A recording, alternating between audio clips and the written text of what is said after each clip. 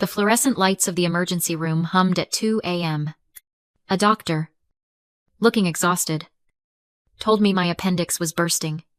Emergency surgery.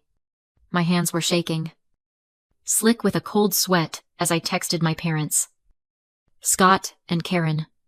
Just 3 words. Hospital. Need surgery. Please. The pain was a white-hot spike, but the silence that followed was worse. 5 minutes later, my phone lit up. It was my mother. Karen, we're in the middle of a webinar. Naomi, this is really bad timing. Can you call your Uncle Arthur? I read the text twice. Bad timing. My body was failing. And I was an inconvenience. I was 26 years old, staring at a text that told me exactly what I was worth. An interruption. I didn't cry. I didn't call back. Didn't beg. I just stared at that message. And a cold clarity, sharper than the pain, cut right through me. My anger wasn't loud this time.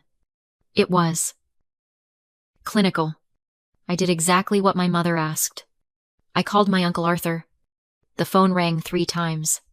His voice came through, groggy, but instantly alert. Naomi, are you okay? It's almost 3 in the morning. Uncle Arthur, I whispered, my throat dry. I'm at the hospital. I need surgery. Not a second of hesitation. No questions about timing. Just the rustle of sheets and the sound of keys being grabbed. I'm on my way. Which hospital? Send me the address. That was my first act of retaliation. It wasn't an act of destruction. It was an act of replacement. When a nurse came in with a clipboard, I took a deep breath. Emergency contact, I said, my voice shaky but firm. I need to change it. Remove Scott and Karen. Put down Arthur. Only Arthur. My Uncle Arthur. A retired librarian with silver hair and eyes that always seemed to be smiling. Drove 40 miles in the middle of the night. He was the one who signed the consent forms for my surgery. And when I woke up in the hazy fog of anesthesia, the first person I saw wasn't my busy brand strategists. It was Uncle Arthur. Asleep in that uncomfortable plastic chair next to my bed. A paperback book still clutched in his hand. He lifted his head, blinked, and that warm smile spread across his face. Morning. Gitto. You did good. I spent the next 2 weeks recovering. Not at my parents' house, but at Uncle Arthur's. His home was the complete opposite of theirs. Where their house was a minimalist smart home, all glass, cold steel, and white surfaces that felt like an empty showroom, his was warm. It was cluttered. There were stacks of books in every corner, dusty shelves that smelled like old paper, and furniture that was actually comfortable. It felt real. It was the first time in my life I felt truly safe. And in that quiet, dusty guest room, with nothing to do but heal, I had a lot of time to think. That text message from the hospital, it wasn't an accident. It wasn't a mistake. It was the logical climax of my entire life. For 26 years, I had been the invisible asset. I was the quiet, self-sufficient daughter. The freelance graphic designer they could brag about at their networking events. Oh, Naomi, she's so creative. Runs her own little business. They loved the idea of me. They just didn't have much use for the actual person. I remembered, clear as day, showing my mother, Karen, my first big contract with a national tech firm. She was in the middle of staging a photo for her lifestyle blog. She barely glanced up from arranging her marble coasters. That's nice. Honey, she'd said, her smile tight and camera ready. But it's so unstable, isn't it? You can't build a real brand on instability. My father, Scott, the financial advisor who was always advising other people, was just as bad. When I'd paid off my student loans 3 years early, He'd patted me on the head. Literally. A few good contracts are fine. Naomi, he'd said, his voice condescending. But you just don't understand the pressure of maintaining a real-world brand like ours. We have obligations. I was their obligation. The one they fulfilled with minimum effort. I was the accessory that was supposed to sit on the shelf and look good. Not the one that suddenly broke down and required maintenance at 2 a.m. That night in the hospital, they hadn't seen a daughter in crisis. They'd seen an inconvenient line item, a glitch in their perfectly curated schedule. Lying there, surrounded by Uncle Arthur's books. I realized the cold clarity I felt in the ER wasn't just the shock. It was acceptance. The problem wasn't that they had failed me in that one moment. The problem was that I had spent 26 years waiting for them to be people they simply were not. My parents, Scott and Karen, finally showed up 2 days later. Not at the hospital. They came to Uncle Arthur's house. They didn't bring flowers or grapes. They brought a leather portfolio. They stood in the doorway of that cozy, dusty living room, looking completely out of place in their expensive, sharp-angled clothing. My mother, Karen, gave a thin smile, her eyes darting around at the stacks of books as if they were offensive. Naomi, darling, she said, her voice bright and brittle. You look pale. We were so worried. My father, Scott. I just looked at his watch. We're glad you're recovering, sweetheart. But we really need to discuss something. It's time sensitive. They didn't ask how I felt. They didn't apologize for not being there. They sat on the edge of the comfortable, worn-out sofa. And my father opened the portfolio. Look, Naomi, he said, shifting into his financial advisor tone. Your mother and I are restructuring the brand. It's a very exciting opportunity. But we need a little more liquid capital to make it happen. My mother jumped in, her lifestyle blogger smile plastered on. We just need you to be a team player. Honey, it's for the family. She slid a document across the coffee table. My eyes scanned it. It was about my educational trust fund. The one my other grandparents, my mother's parents, had left me. The one I hadn't even touched. I saw the number. $300,000. They wanted to use it as collateral. I just stared at them. They hadn't come to see their daughter who'd just had emergency surgery. They'd come to secure a loan. And that's when I understood. I suddenly remembered a psychology term I'd read once. Transactional narcissism. It's the idea that some people don't see others as human beings. They see them as assets or liabilities. Objects to be used. For them, this wasn't a family. It was a transaction. I wasn't their daughter. I was a line item on their balance sheet. I was a resource they had neglected to tap. And now that they were in trouble, they were here to collect. Uncle Arthur had quietly advised me to just listen, if they showed up. So I stayed quiet. I didn't say yes. I didn't say no. I just said, I need to think about it. My father's face tightened. The friendly advisor disappeared. Think about what? Naomi. It's a simple signature. I need to read it over. Don't be selfish. Scott snapped, his voice suddenly cold. We don't have time for this. It's obvious your uncle has been poisoning you against us. He looked at Uncle Arthur, who was standing quietly in the kitchen doorway, watching. My father's disdain for him was obvious. This is family business. Arthur, why don't you go? Read a book. My parents left in a silent fury. My father, Scott, looked back at me from the doorway, his face a mask of disappointment. We'll talk when you decide to be part of this family again. Naomi. The door clicked shut, and the silence they left behind was heavy. I felt sick. And it had nothing to do with the surgery. I was cornered, suffocated by their expectations and my own guilt. I picked up my phone. my hands shaking again.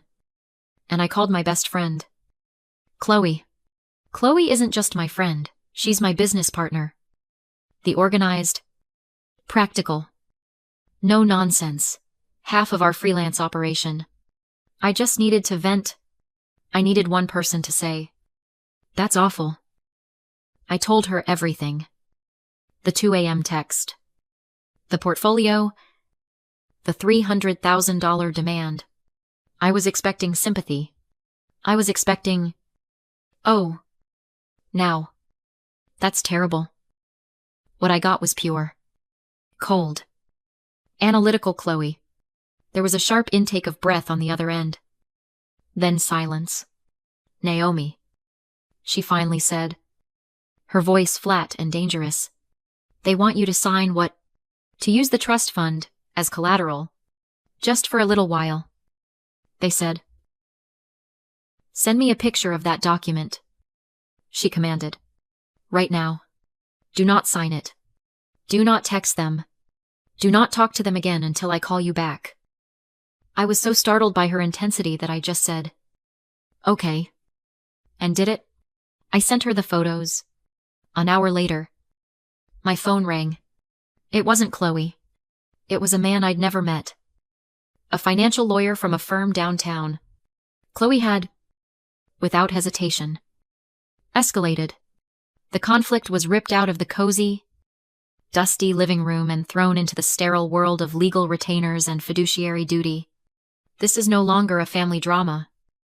"Naomi," Chloe told me on a separate call. Her voice firm. "This is a preemptive defense. You don't ask a person recovering from surgery to sign away $300,000 unless you are desperate. And desperate people are dangerous." Uncle Arthur agreed. He went into his study and returned with a thick, worn accordion file. It was filled with all the original paperwork from my grandparents. The original will. The trust's charter. "Your grandmother," he said, handing me the file, "was a very smart woman. She didn't trust your father with money even then." We sent everything to the lawyer. The game had changed. I wasn't just the invisible asset anymore. I was an opponent. The lawyer called back 2 days later. His voice wasn't the calm, reassuring tone of a financial advisor. It was serious. Clipped. And cold. "Miss Naomi," he started. And I knew immediately this was bad. "I've reviewed the trust charter from your grandparents. What your parents are asking you to do using an educational trust as collateral for a private business venture is not just ill-advised. It's a significant breach of the trust's terms. It's illegal. We can shut that down easily." I felt a rush of relief. So strong it made me dizzy. So I just... "Tell them no. That's the simple part," he said. And the relief vanished. Replaced by ice. While I was doing my due diligence, I ran a standard credit check on you, just to see what your financial exposure might be. And I found something. I waited. The silence in Uncle Arthur's living room was absolute. There is a high-interest business loan, taken out 5 years ago. In your name. The amount is $50,000. I couldn't speak. "What?" "No. That's impossible. I would know if I had a $50,000 loan." "Would you?" the lawyer asked gently. "It was taken out using your social security number. The signature on the document." "Miss Naomi, it doesn't look much like your signature on the other papers you sent me. It looks, frankly, like your father's handwriting." I felt the blood drain from my face. $50,000. 5 years ago. That was right when my father's brand started to fail. Before my mother rebranded as a lifestyle blogger. The lawyer continued. His voice clinical. "The final balloon payment is due in 3 months. If it default, the creditors come after you. Not him. Your credit. Your assets." The room started to spin. The pieces clicked into place with a horrifying, sickening snap. The $300,000. I whispered, my voice barely audible. Exactly, the lawyer said. They aren't trying to save their business. They're trying to pay off the $50,000 loan they illegally took out in your name. Before you found out about it, they're trying to use your money to cover up a crime. The betrayal wasn't just neglect. It wasn't just entitlement. This was theft. This was identity fraud. My parents hadn't just abandoned me at the hospital. They had been robbing me. Slowly and silently. For years. The daughter they ignored. The invisible asset. He was just a bank account they thought they could dip into whenever they wanted. This wasn't a family dispute anymore. This was a crime scene. And I wasn't just a victim. I was the evidence. The confrontation was set for the following week. In the one place I felt safe, Uncle Arthur's dusty living room. My parents, Scott and Karen, arrived exactly on time. Not looking apologetic, but angry, impatient. They were here to collect a signature, not to have a conversation. We don't have time for this. Naomi, my father, Scott, started before he was even fully in the room. He was already opening his leather portfolio. We need that signature. Or our timelines are ruined. I was sitting on the old, comfortable sofa. I'd been practicing this moment. I looked at him. Not with the hurt of a daughter, but with the cold, flat stare of a creditor. I know, I said, my voice calm and low. About the $50,000 loan. The words hit the air and hung there. Heavy and toxic. Everything stopped. My father's hand froze on his portfolio. My mother's bright, brittle blogger smile wavered. Then completely shattered. What? My mother, Karen, stammered, her hand flying to her throat. What are you talking about? The loan you took out in my name. 5 years ago. The one you were going to pay off with my trust fund. My father's face, usually so composed and advisory, turned a dark, mottled red. He didn't look at me. He looked past me. At my uncle, who was standing quietly by the bookshelf. You, Scott roared, pointing a shaking finger at Arthur. You did this. You've been poisoning her, turning our own daughter against us. This has nothing to do with him, I said, my voice cutting through his rage. But our brand, Karen finally wailed, and the sound was awful. The perfect lifestyle mask was gone, and beneath it was just raw. Disperate greed. We'll lose everything. Our followers. The webinar. Scott, do something. That's when he stepped out. I said, just as a man in a sharp suit emerged from my uncle's study, where he'd been listening. It was the lawyer Chloe had hired. Good afternoon, Mr. and Mrs. Scott, the lawyer said, his voice polite but absolute. My client, Miss Naomi, has instructed me to inform you of a few things.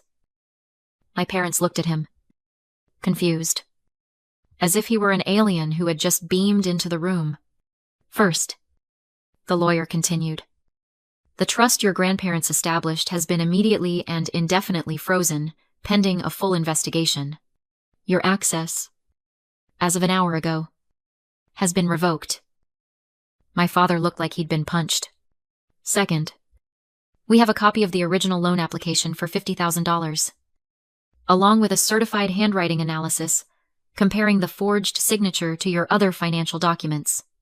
He placed a thin folder on the coffee table. This is, as you know, a felony, identity theft.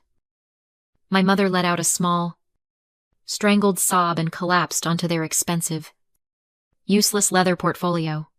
My father just stared at the folder, his face pale and slick with sweat. Karen looked up at me, her eyes streaming mascara. Naomi. Honey, please. You can't. We're your family. I looked at her. At the woman who thought a webinar was more important than her daughter's life. At the man who had used my name to commit a crime. I stood up. I felt calm. I felt nothing. Nothing but the cold, clean relief of a long overdue amputation. That, I said, looking down at them both, is not my problem anymore. 3 months later, I was signing a different set of papers. It was a new client contract. A big one. For my own graphic design business. I signed it on the new desk in my new, bright studio apartment. A place I'd paid for with the first legal withdrawal from my own trust fund. Chloe, my friend, and now my official business manager, clinked her coffee mug against mine. To us, she said, smiling. The legal battle had been swift and brutal. Faced with criminal charges, my parents hadn't fought. They'd signed everything. Their brand was dead, buried under a mountain of debt and a looming fraud investigation. They'd declared bankruptcy. I heard they'd had to sell the cold, white, smart home. My studio was filled with sunlight and the smell of old books. Uncle Arthur had helped me move. Half of his library seemed to be in my new living room. He walked in, carrying 2 cups of tea, just as he had every day of my recovery. He set one down on my desk, his eyes smiling. I looked at him. This man who had shown up at 2 a.m, who had asked for nothing and given everything. And I thought about the people who were supposed to love me. I realized I'd spent a lifetime learning a simple, painful truth. Family isn't always the people you share blood with. Family is the people who show up. Family is the people who protect you, not the people you need protection from. And I realized that sometimes, to find yourself, to build a life that is truly your own, you have to have the courage to let go of the people who were supposed to be your blood. You have to be willing to cut the tie, to close the account, and to walk away.